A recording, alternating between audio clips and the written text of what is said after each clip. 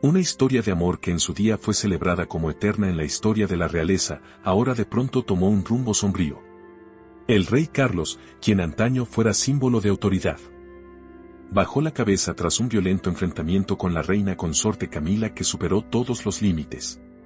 Los cortesanos quedaron petrificados al presenciar una escena insólita. El monarca dominado por su propia esposa. El príncipe Guillermo llegó demasiado tarde para intervenir, pero no demasiado tarde para decidir. Ella ha cruzado la línea.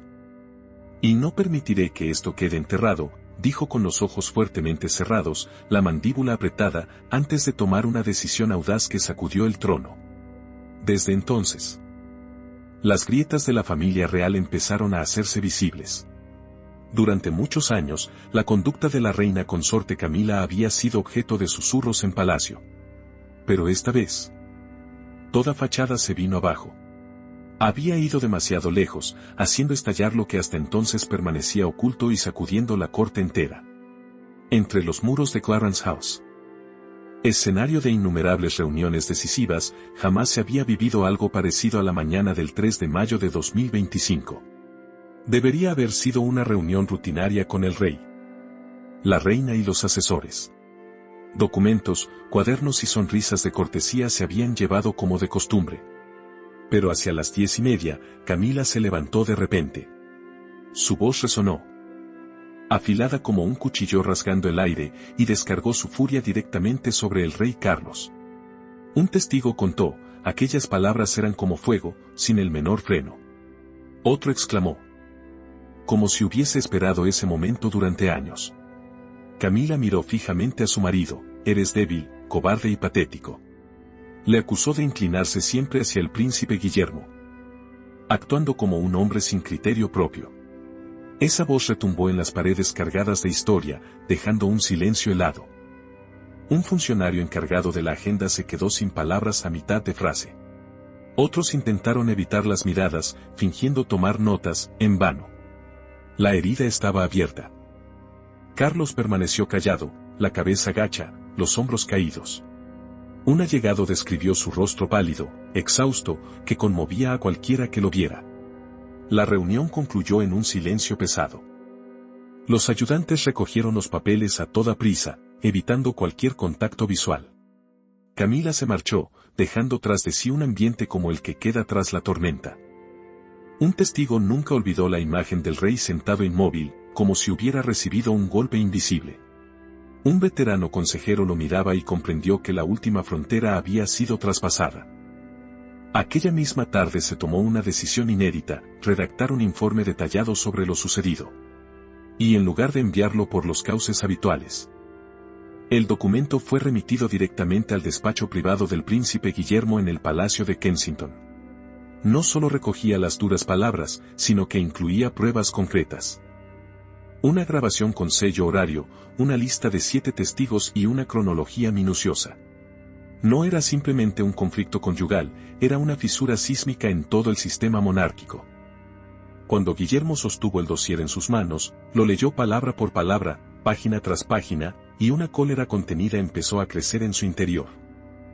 Durante años había mantenido una actitud de respeto hacia Camila, aceptándola por deber, no por afecto. Pero esta vez, la línea se había roto. Una fuente señaló. No solo lo vio como un insulto a su padre, sino como la imagen de un rey humillado por su propia esposa. Otro susurró, algo cambió en él. No lo dejaría pasar.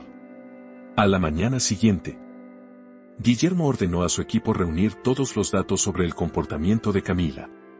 Se recopilaron notas, se convocó al personal, y comenzó a gestarse un plan de actuación. Apenas unos días después, los resultados eran evidentes, Camila empezaba a ser apartada. Un cortesano comentó, ella no lo sospechaba. El día anterior aún dominaba la sala. Y al siguiente ya estaba marginada. Guillermo no buscaba venganza. Solo quería proteger a su padre, proteger el futuro de la corona. No se trataba de una lucha por el poder, sino por la confianza. Y cuando esa confianza fue traicionada, eligió actuar. Una fuente subrayó, no era simplemente una disputa matrimonial. Fue el instante en que todo cambió. Una era concluía y otra comenzaba. La fe en la lealtad y el poder quedaba trastocada hasta la raíz. En una noche silenciosa, un coche negro se adentró discretamente por la entrada privada de Adelaide Cottage, portando un dossier sellado con la leyenda solo para los ojos de su Alteza.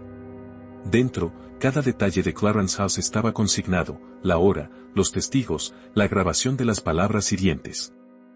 Guillermo lo leyó una vez, y después otra. El personal contó que permaneció inmóvil durante casi 3 horas. Pasada la medianoche, su cuerpo cedió, la tensión le sobrepasó. Hubo que llamar a un médico cuando vomitó en su propio despacho. Un asistente declaró, no eran solo palabras. Era la imagen de un padre, un rey de 76 años. Rechazado en su propio palacio. A la mañana siguiente, Guillermo se mostró más callado, pero también más decidido. Se organizaron reuniones a puerta cerrada. Su voz se quebró al hablar con el jefe de seguridad. Ella no solo lo insultó. Lo destrozó ante quienes deberían haberle protegido. Esto ya no son rumores. Es la verdad. Durante años, Guillermo había contenido sus emociones para preservar la paz. Pero ahora era distinto. Un empleado de Kensington confesó, la presión crece cada día. Como si el palacio se hubiera convertido en una máquina. Y entonces sucedió lo inédito, los muros del silencio empezaron a resquebrajarse. En palacio dejaron de susurrar en privado. La tensión se extendió tanto a Clarence House como al palacio de Buckingham. Miradas preocupadas, pasos apresurados, voces bajadas. Muchos observaban sus teléfonos en silencio, esperando lo inevitable. Un planificador político admitió, sabíamos que algo enorme se avecinaba, imposible de frenar. El primer informe había causado un seísmo. Pero lo que vino después fue aún más devastador. En el plazo de 48 horas, 6 declaraciones adicionales llegaron a Guillermo, procedentes de Clarence House, el palacio de St. James y Grove. Quienes habían callado durante más de una década hablaron al fin. Describieron un patrón repetido. Camila perdía los estribos cuando no todo giraba en torno a ella.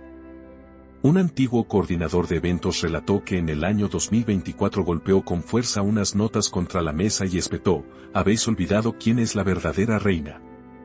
Ni siquiera la coronación de 2023 se libró.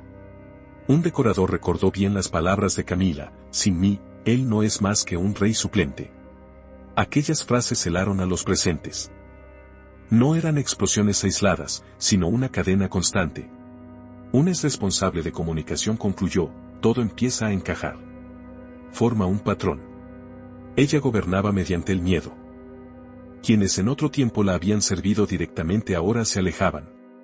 El miedo cambiaba de dirección. Un veterano asistente de prensa confesó, cuando Guillermo leyó el primer informe. Fue como accionar un interruptor. Todos entendieron que la verdad por fin estaba a salvo para ser contada. Por primera vez, el miedo desapareció. Dentro del palacio, la figura de Camila se desdibujaba. La mujer antaño vista como fuerte y firme aparecía ahora como un poder agotado. No solo sucumbía a la presión, sus capas de fachada se iban desprendiendo. Un exfuncionario real murmuró, antes era intocable. Pero esta vez, nadie salió en su defensa. Y entonces, la voz más importante se hizo oír al fin. Tras las pesadas puertas, el rey Carlos decidió revelar la verdad. Por primera vez, confesó todo el peso que llevaba, años de humillación, sufrimiento en silencio. Un testigo relató. El príncipe Guillermo solo se quedó allí escuchando. No dijo nada, el rostro inmóvil como piedra, pero sus ojos lo expresaban todo. Aquellas confesiones sacudieron a Guillermo, pero al mismo tiempo le dieron fuerza. Cuando salió de aquella sala, ya no era solo el hijo del monarca, era alguien dispuesto a cambiar el destino de la familia real. A proteger la dignidad del trono. Al amanecer del 6 de mayo, Carlos pidió una mañana privada con su hijo en Highgrove House. No hubo agenda registrada, ni prensa avisada. Solo un padre y un hijo en una sala bañada de luz, donde antaño Carlos le leía cuentos a Guillermo, pero ese día no hablaron de recuerdos, sino de heridas profundas. Cuando Guillermo se sentó, Carlos le sirvió el té con sus propias manos. Le temblaban ligeramente, sus ojos parecían más viejos que su edad. Su voz, grave y triste, ella no es amable cuando nadie mira. Cada vez que se mencionan Jorge o Catalina, se vuelve contra mí con reproches. Guillermo guardó silencio, sin apartar la mirada. Carlos se inclinó, con la voz entrecortada. Esto ocurre más a menudo de lo que imaginas. Incluso delante del personal, me habla con desprecio. Yo aguantaba, pensando que podría soportarlo. Un largo silencio. Carlos levantó la vista, agotado. No quiero perderla. Pero ya me he perdido a mí mismo. Un mayordomo que pasaba por el pasillo contó que Guillermo calló un momento, y luego respondió con voz firme, no necesita continuar. Usted es el rey. Los ayudantes ya habían notado un cambio en Carlos durante el último año, ausencias sin explicación, salidas tempranas de actos, un semblante vacío. Alguien recordó. En marzo abandonó una reunión a los 20 minutos. Más tarde lo encontramos en su despacho, exhausto, como si hubiera llorado.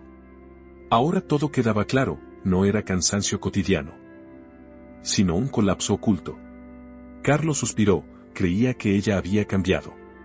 Pero la verdad es que he cambiado yo una y otra vez para complacerla. Guillermo rodeó la mesa. Puso la mano sobre el hombro de su padre. Carlos alzó la vista, con firmeza, haz lo que debas hacer, hijo mío. Aquellas palabras le dieron a Guillermo algo que ningún informe ni prueba podían otorgar, el permiso para actuar, no solo como heredero, sino como el único capaz de salvar un trono tambaleante. Menos de 24 horas después, Guillermo empezó a actuar. Convocó al Consejo Real en sesión de urgencia. Con el voluminoso dossier en la mano, Guillermo expuso cada palabra de Camila. Cada prueba, cada testimonio. Ahora, tras escuchar la verdad directamente de Carlos, su único objetivo era proteger la corona. Un consejero comentó, jamás lo habíamos visto así. Totalmente concentrado. Sin preguntas. Lo tenía clarísimo. Guillermo dijo al consejo, no solo estamos salvando la corona. Estamos salvando a quien la lleva. En la sala en silencio absoluto. Todos comprendieron la alusión. El poder de Camila, antaño protegido por la tradición, se había convertido ahora en una amenaza. Guillermo no vino a hablar de política. Vino a impedir la destrucción. Un ayudante observó, ella había cruzado los límites, transformándose en una fuerza desestabilizadora. Una a una, se estamparon las firmas y comenzó el procedimiento. La influencia de Camila sería eliminada sin escándalos, sin prensa, ni siquiera mediante divorcio. Todo se haría por decreto real. Solo el consejo sabía lo que estaba ocurriendo. Pero todos sentían el peso del momento. Esto no es venganza, dijo un alto consejero, es protección. Esa noche, Guillermo permaneció inmóvil ante la ventana del Palacio de Kensington. La mirada firme. Lo necesario ya había comenzado y no habría marcha atrás. Y Carlos, por primera vez en muchos años, durmió plácidamente. La caída de una reina consorte y un giro histórico. Aquella tarde, cuando el reloj marcó las 6:03, Guillermo entró en la sala del Consejo Real del Palacio de Buckingham. Sus pasos resonaban en el suelo de piedra.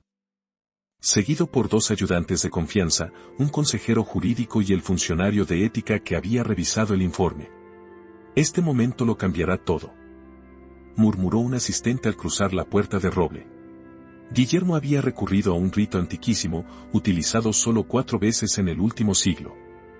En la sala estaban presentes 12 miembros honorarios del Consejo, procedentes de Escocia, Gales y de la Secretaría de la Commonwealth. Pronunció, presento una moción para proteger la dignidad real.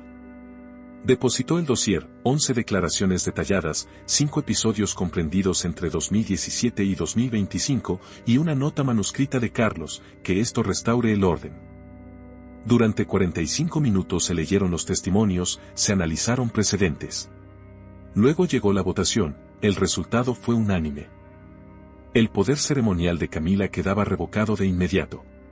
La historia registró aquel día, seguía siendo reina consorte de nombre, pero su papel público desaparecía.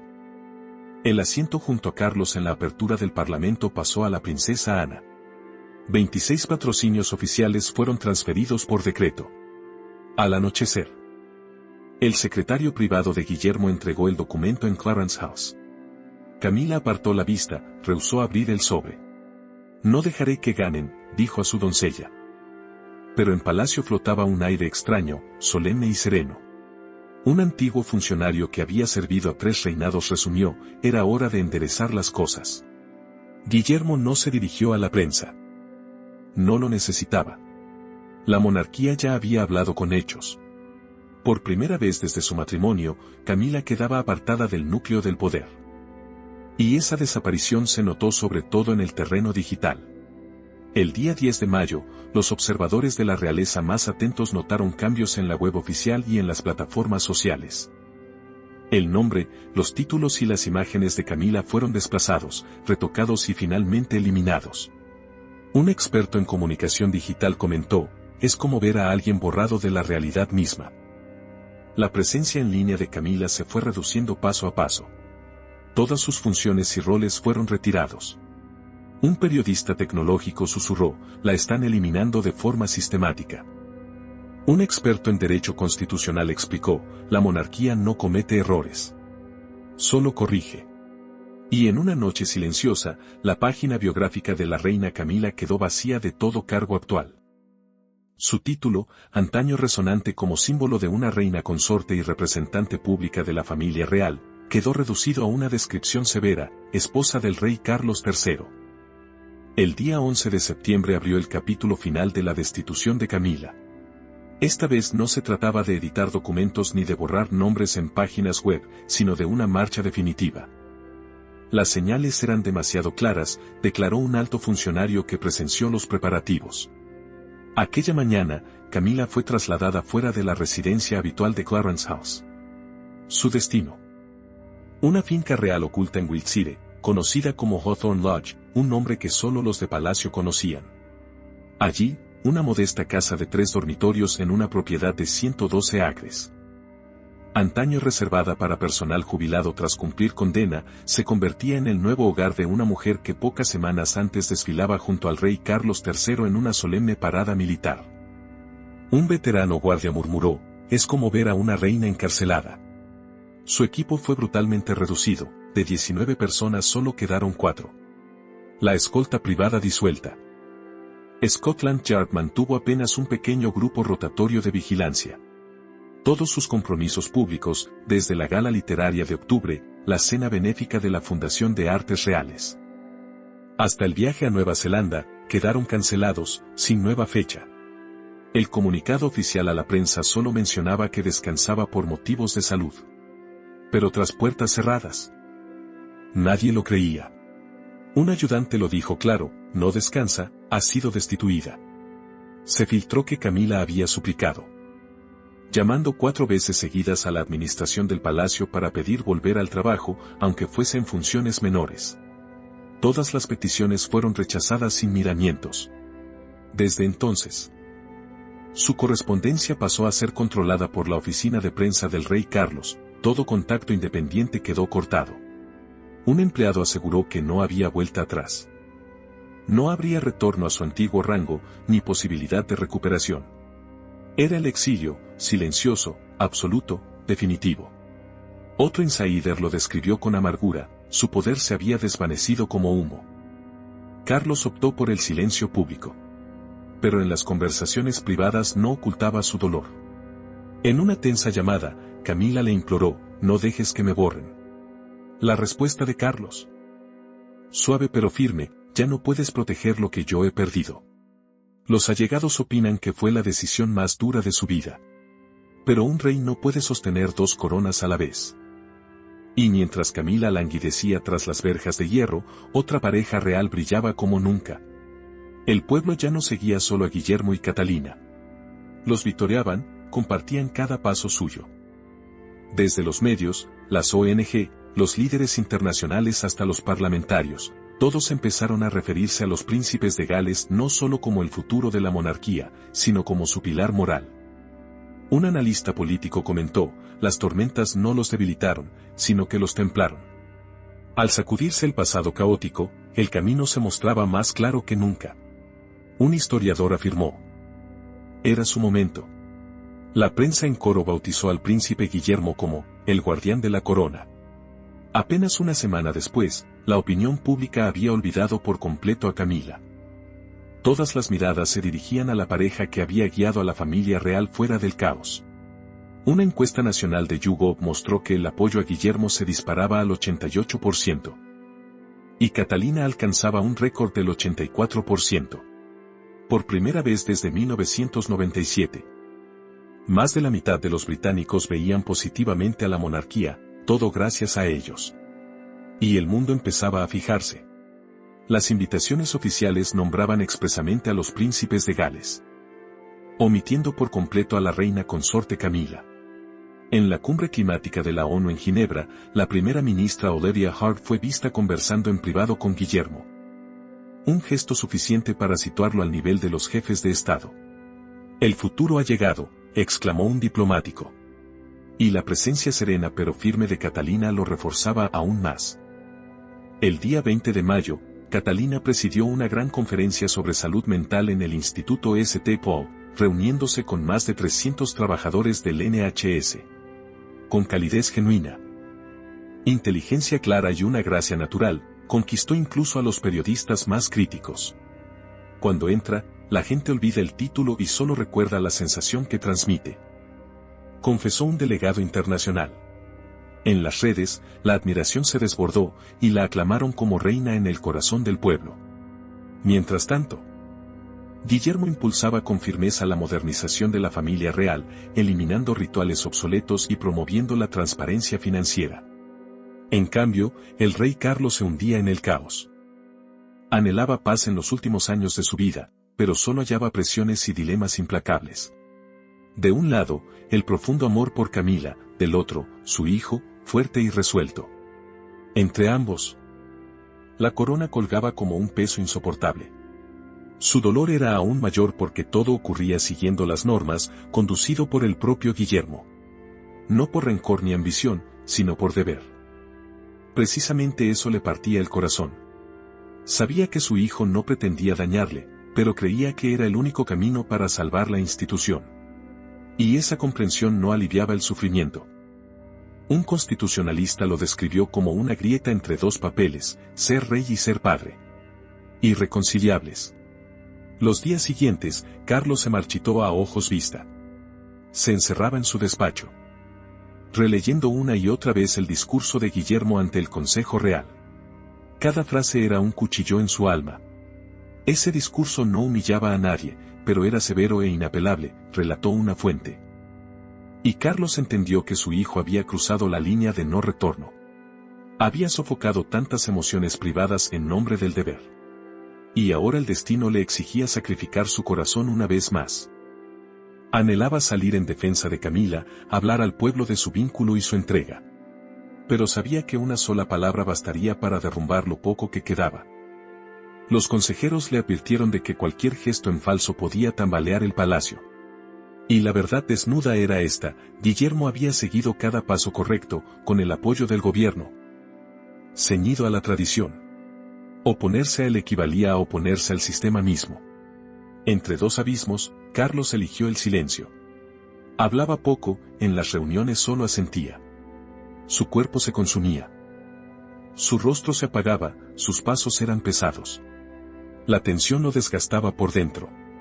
Los médicos le recomendaron descanso, pero él se negó. En lo más profundo temía que, si se detenía, jamás tendría fuerzas para volver. La presión no aflojaba. La prensa hablaba a diario de la caída de Camila y del silencio de Carlos. En palacio, todos caminaban con cautela, sin adivinar qué pensaba el rey, que nunca lo decía claro. Un silencio denso lo cubría todo, como la misma soledad que lo oprimía cada día. Se mantenía neutral, evitando inclinarse por ningún lado. Pero ese silencio hacía todo más pesado, como un vacío que decía más que 1000 palabras. Su silencio convence más que cualquier declaración pública, comentó un cronista de la realeza. Mientras tanto, Camila prácticamente había desaparecido de la vida cotidiana. Apenas salía de sus aposentos, sepultada en la soledad. Carlos la visitaba a menudo, pero siempre tras puertas cerradas, dejando a los demás solo con conjeturas sobre el dolor que ambos cargaban. En cambio, Guillermo no se detenía. Seguía avanzando, cada día asumiendo más responsabilidades reales.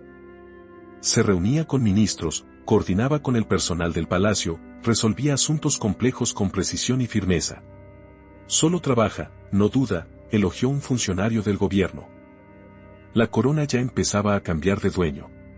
Y para junio de 2025, llegó al fin el desenlace inevitable. Un cortesano reveló, Carlos sabía que no podía retrasarlo más. Aquella mañana convocó a sus consejeros más cercanos, con la carta temblando en su mano. En ella estaba la decisión de renunciar a las obligaciones reales y transferir todo el trabajo a Guillermo. Según el plan ya preparado. Este es el único camino, señaló un asesor. El reinado de Carlos había quedado irremediablemente dañado por la crisis de Camila. O conservar el poder arriesgando la monarquía, o ceder ante quien contaba con el apoyo popular. Un historiador comentó, a veces el valor de un rey consiste en saber cuándo retirarse. La noticia se filtró antes incluso del anuncio oficial. Guillermo recibió la información durante un desayuno privado con su padre. Y salió con el porte de quien acaba de recibir una gran responsabilidad. Catalina fue informada de inmediato y aceptó con serenidad la carga, aunque necesitaba algo de tiempo para prepararse. El país entero se estremeció, los medios se inundaron. La primera ministra Olivia Hart elogió a Guillermo, afirmando que había demostrado carácter. Mientras tanto, Camila permanecía recluida en Hawthorne Lodge. Carlos la llamó antes de hacer pública la decisión, en una conversación larga y dolorosa. Ambos sabían que este día llegaría. Solo esperaban que no fuese tan pronto, contó un allegado. Acto seguido, Guillermo estableció un nuevo centro de mando, y Catalina asumió muchos de los papeles de su esposo. Su nivel de apoyo alcanzó cotas nunca vistas desde los tiempos de la reina Isabel II. La prensa habló al unísono de una nueva monarquía. Unas semanas después, en su primera gran entrevista, Guillermo mencionó la salud de su padre y deslizó que Carlos ahora estaba más satisfecho con su vida privada. Esa frase encendió las especulaciones, ¿seguían Carlos y Camila bajo el mismo techo? La prensa se lanzó a investigar, la opinión pública se agitó, muchos recordaron el destino de Diana. Quien siembra vientos recoge tempestades, circulaba un comentario. Y así, de un rumor personal. Los medios lo transformaron en un torbellino de justicia y destino.